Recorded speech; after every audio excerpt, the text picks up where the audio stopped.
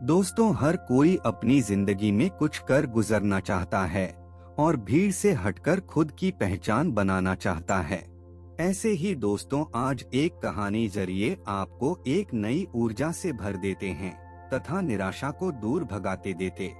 दोस्तों, एक बार किसी गांव में महात्मा बुद्ध का आगमन हुआ। सब इस होड़ में लग गए थे कि उनको क्या भेंट करे जिससे महात्मा बुद्ध अत्यधिक प्रसन्न हो जाएं। इधर गांव में एक गरीब मोची था।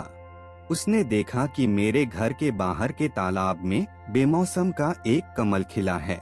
उसकी इच्छा हुई कि आज नगर में महात्मा गौतम बुद्ध आए हैं, सब लोग तो उधर ही गए हैं, आज हमारा काम चलेगा नहीं, आज ये फूल बेचकर ही गुजारा कर लेते हैं। वह तालाब के अंदर कीचड़ में घुस गया और कमल के फूल को तोड़कर लेकर आया। मोची ने केले के पत्ते का दोना बनाया और उसके अंदर कमल का फूल रख दिया। अचानक पानी की कुछ बूंदें कमल पर पड़ गई और वह बहुत सुंदर दिखाई देने लगा। इतनी देर में एक सेठ उसके पास आया और आते ही कहा, क्या फूल बेचने की इच्छा है? आज हम आपको इस फूल के बदले 2 चांदी के सिक्के दे सकते हैं। मोची ने मन ही मन में सोचा कि ये 1 या 2 रुपए का फूल है, इसके 2 चांदी के रुपए दिए जा रहे हैं। वह आश्चर्य में पड़ गया। इतनी ही देर में नगर का एक सेठ आया।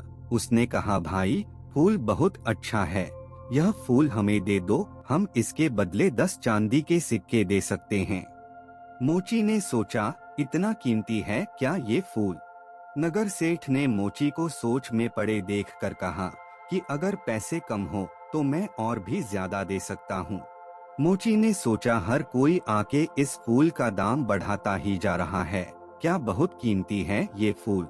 नगर सेठ ने कहा, मेरी इच्छा है कि मैं महात्मा के चरणों में यह फूल रखूं, इसलिए इसकी कीमत लगाने लगा हूँ।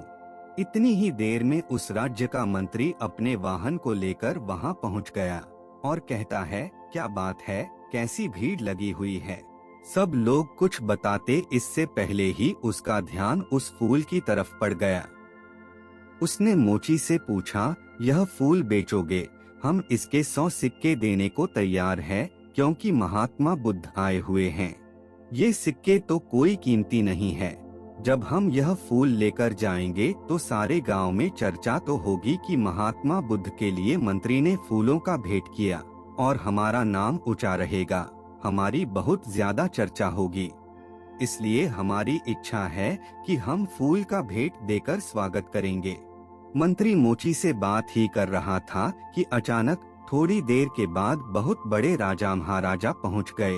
उन्होंने भीड़ को देखा। देखने के बाद वजीर से पूछा कि बात क्या है, यहाँ इतनी भीड़ क्यों लगी हुई है? वजीर ने बताया कि फूल का सौदा चल रहा है महाराज। राजा ने फूल को देखते ही कहा, इसको हमारी तरफ से 1000 चांदी के सिक्के दिए जाएंगे, यह फूल हम लेना चाहते हैं।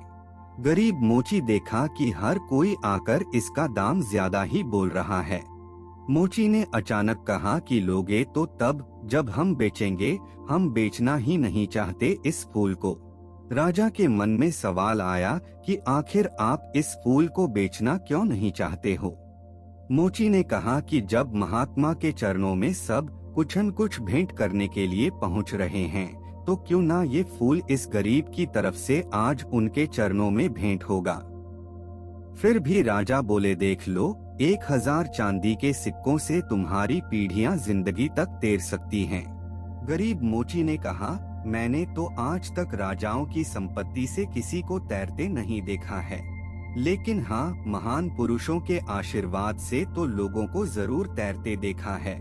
मोची की ये बात सुनकर राजा आश्चर्यचकित हो गए और राजा मुस्कुराया और कहा, तेरी बात में दम है मोची, तेरी मर्जी, तू ही भेंट कर ले। अब राजा तो उस उद्यान में चला गया जहां महात्मा बुद्ध ठहरे हुए थे। मोची की ये सभी बातें महात्मा बुद्ध के कानों तक भी पहुंच गई थी कि आज कोई आदमी फूल लेकर आ रहा है जिसकी कीमत बहुत ज्यादा लगी है और वह गरीब आदमी है, इसलिए फूल बेचने निकला था कि उसका गुजारा होता है। जैसे ही वह गरीब मोची फूल लेकर पहुंचा, तो शिष्यों ने महात्मा से कहा कि वह व्यक्ति आ गया है। लोग एकदम सामने से हट गए। महात्मा ने उसकी तरफ देखा। मोची फूल लेकर जैसे पहुंचा तो उसकी आंखों में से आंसू बरसने लगे। कुछ बूंदें तो पानी की कमल पर पहले से ही थी, कुछ उसके आंसुओं के रूप में ठिठक गई कमल पर। रोते हुए इसने कहा, सब ने बहुत बहुत कीमती चीजें आपके चरणों में भेंट की होंगी, लेकिन इस गरीब के पास यह कमल का फूल और जन्म जन्मांतरों के पाप है जो मैंने किए हैं।